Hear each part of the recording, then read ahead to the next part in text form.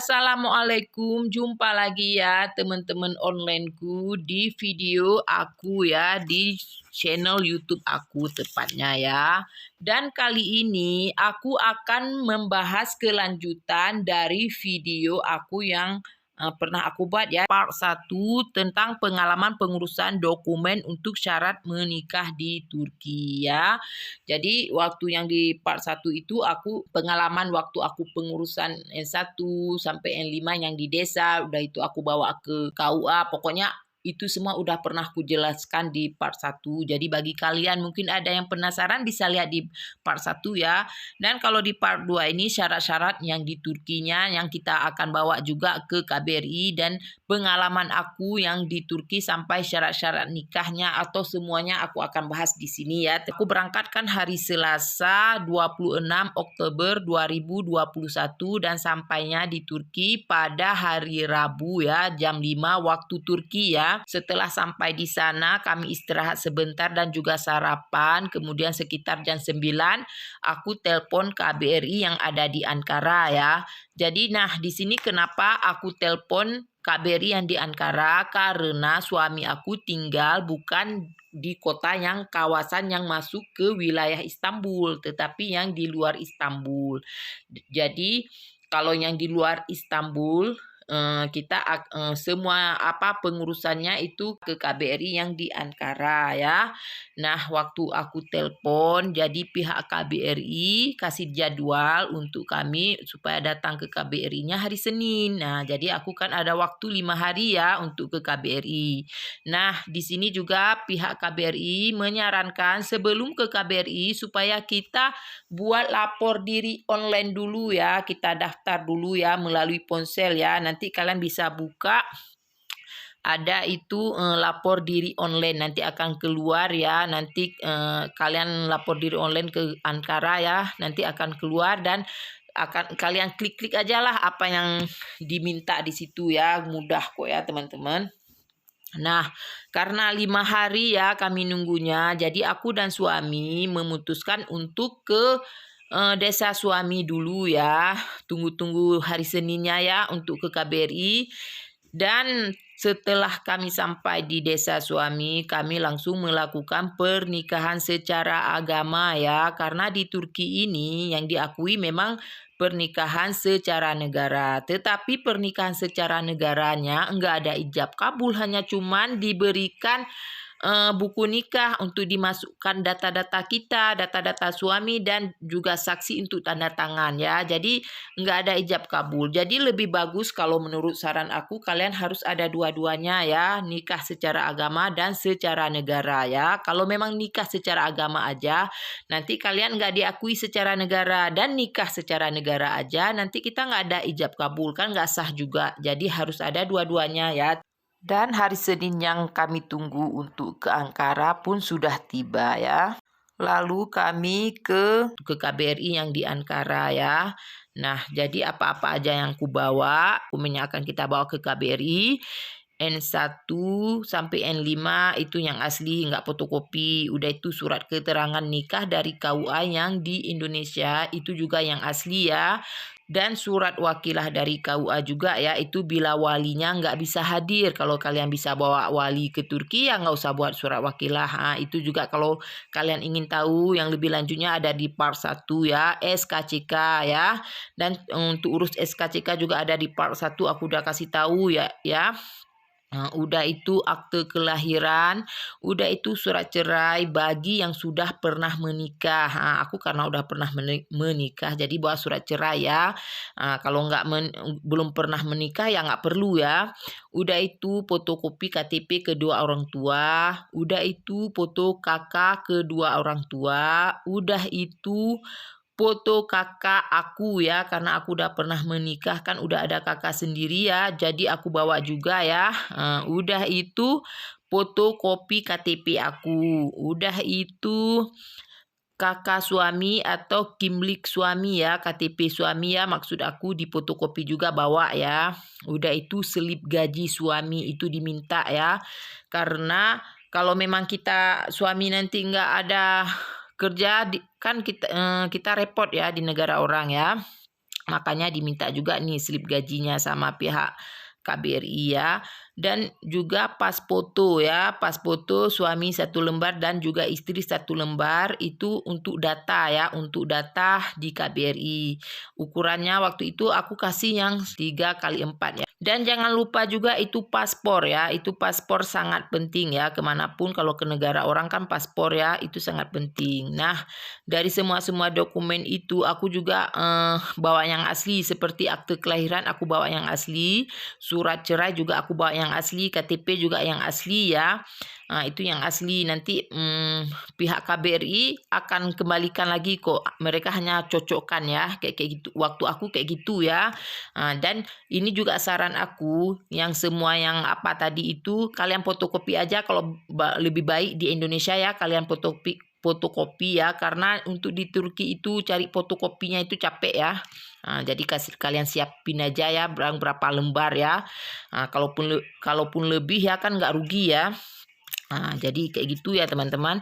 Dan aku juga ada dengar-dengar nih ya, katanya sekarang KBRI udah minta SKCK juga ya dari suami ya.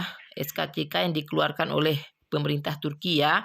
Dan juga aku dengar juga diminta surat kalau masih lajang, atau kalaupun udah pernah menikah berarti nggak ada hubungan apapun lagi dengan istrinya, udah ada surat cerai lah ya, surat lajang yang dikeluarkan dari pemerintahan Turki juga aku dengar-dengar ya, sekarang udah ada peraturan baru ya. Tapi waktu aku itu belum diminta ya.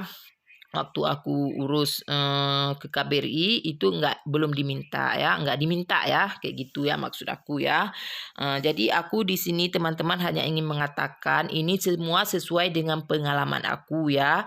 Jadi bila pun ada aturan-aturan baru yang sudah dikeluarkan peraturan baru, apakah itu di Indonesia ataupun juga di Turki, itu berarti di luar yang aku tahu ya, karena ini memang karena sesuai dengan pengalaman aku ya. Di sini juga aku akan kasih tahu sama kalian di saat nanti setelah pihak KBRI sudah menerima semua berkas-berkas kita, nanti mereka kan akan mengeluarkan surat keterangan nikah di kantor KUA di kota mana yang akan kita menikah ya. Nah, di saat pihak KBRI nanti mengeluarkan surat keterangan itu, pasti nama kita akan diketik kan.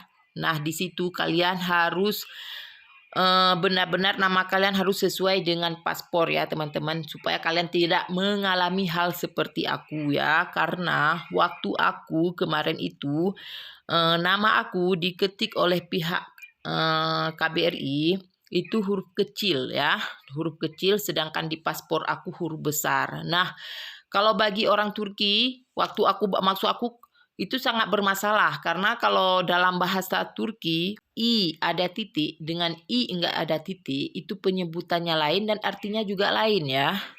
Jadi aku di sini bermasalah ya, lumayan capek juga ya waktu aku bawa ke KUA di mana aku menikah ya. Waktu itu aku menikah kan di KUA Mut ya, Mut Mersin ya. Jadi di sana bermasalah juga ya, itu hanya karena nama ya yang beda tuh ya, yang beda dari paspor dengan yang dikeluarkan oleh KBRI. Padahal kalau di Indonesia kan biasa aja, tapi mereka mempermasalahkan ya. Nah, setelah surat keterangan nikah yang dikeluarkan oleh KBRI yang diterjemahkan ke dalam bahasa Turki, jadi kalian bawa lagi ke Kememlu Turki untuk disahkan lagi di Kememlu Turki ya. Setelah disahkan oleh Kememlu Turki, oke, berarti udah selesai, udah siap ya.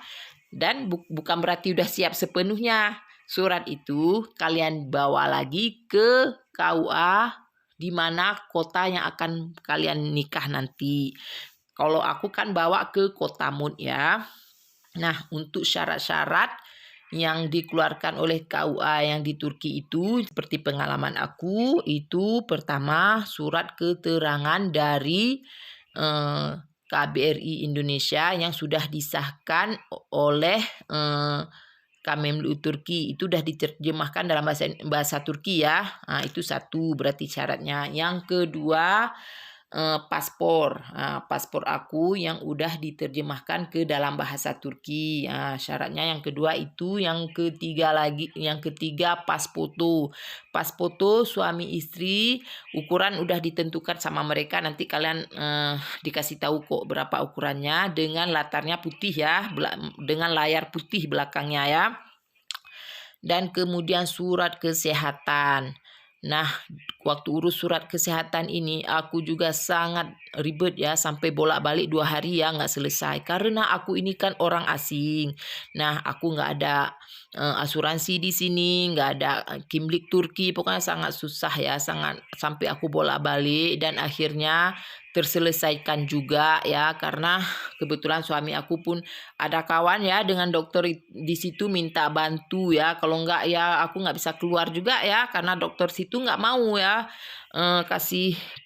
maksudnya nggak mau ya cek aku, periksa aku kayak gitulah ya. Susah juga aku bilang, pokoknya kayak gitu. Alhamdulillah akhirnya selesai juga ya. Jadi di sini juga kalian harus bayar ya, karena kita orang asing ya. Jadi di sini juga kalian keluarkanlah dana. Maksud aku harus mempersiapkan dana lebih ya. Nah, syarat lain lagi ya, kimlik suami, alamat suami ya, yang diminta oleh KUA di Turki itu ya. Dan setelah semuanya sudah selesai, surat kesehatannya udah selesai, semua udah beres, lalu kami bawa lagi ke KUA yang di MUD itu. Dan setelah sampai di KUA, mereka lihat udah beres sesuai syarat-syaratnya, lalu baru di ACC dan dikasih jadwal ya, kapan kami bisa dinikahkan secara negara ya. Nah, yang seperti aku bilang tadi, nikahnya ya cuman dimasukkan nama kita, data kita ke dalam buku nikah, dan ada saksi untuk tanda tangan itu aja ya. Oh ya, teman-teman, aku lupa yang aku bilang tadi ya, kalau nama aku yang tidak sesuai bukan tidak sesuai sih, kalau tempat kita udah biasa ya, nama huruf kecil dan huruf besar. Di situ juga aku di KUA sampai bolak-balik 2 hari ya, nggak selesai. Jadi hati-hati ya kalian ya. Aku sampai udah stres ya, udah lemas ya, karena mikir nggak siap-siap ya. Tapi aku nggak tahu lah kayak mana akhirnya bisa juga ya, karena aku nggak tahu, karena waktu itu karena aku udah lemas, udah capek, aku udah duduk di luar. Suami akulah yang ngomong dengan pihak KUA. Mungkin suami aku nelpon ke KBRI ya, kasih tahu, mungkin pihak KBRI bicara atau kayak mana. Aku itu nggak tahu, itu kayaknya seperti itu ya, karena aku nggak ngerti bahasa Turki ya, dan lagian aku di luar ya, nggak lihat. Akhirnya udahlah diizinkan ya, udah nggak dipermasalahkan lagi nama aku yang beda ya. Padahal kami udah menjelaskan loh teman-teman, udah jelasin bahwa ini sama aja kalau di Indonesia gini, tapi orang tuh pertama memang tetap nggak bisa terima, tapi akhirnya alhamdulillah sudah bisa ya. Jadi teman-teman, aku nggak tahu ya, mungkin ada teman-teman yang nikah dengan pria Turki mungkin nggak serumit seperti aku ya. Entah kenapa aku kok bisa rumit ya. Mungkin bisa jadi karena kalau di MUD itu belum pernah ya menikahkan dengan orang asing ya, menikahkan orang Turki dengan orang asing, sehingga mereka sedikit ribet kayak gitu ya. Mungkin kalau di Ankara, daerah-daerah Istanbul mungkin udah terbiasa sehingga enggak bermasalah ya. Jadi aku nggak tahu juga ya kenapa bisa kayak gitu. Nah teman-teman, ini juga aku lihat ada bunga ya. Ini lagi jalan-jalan dari pasar, lihat ada bunga. Ih, cantik-cantik kali bunganya nih ya. Aku suka ya, tapi aku tangan aku udah gatal ya untuk ambil ya. Tapi kayak mana ya, nggak berani ya. Itu ada ada kantor polisi di depannya. Oh ya teman-teman, ini aku juga ada bawa anak ya di pernikahan sebelumnya. Rencana juga akan tinggal di Turki. Di sini juga aku sangat ribet ya, pengurusan dokumennya itu sangat ribet juga ya. Kayak gitulah ya. Jadi nantilah kapan-kapan aku akan buat video syarat-syarat yang anak bawaan untuk bisa tinggal di Turki ya, untuk bisa masuk ke dalam kakak aku dan suami ya. Dia harus ada syarat-syaratnya juga ya. Itu ribet juga ya. Sebenarnya ribet-ribet enggak lah, kayak gitulah teman-teman ya. Oke teman-teman, sekian dulu ya video aku. Semoga video ini bermanfaat bagi kalian ya. Mungkin ada yang minat untuk menikah dengan pria Turki, mungkin begitu juga dengan pria Indonesia yang minat untuk menikah dengan wanita Turki ya.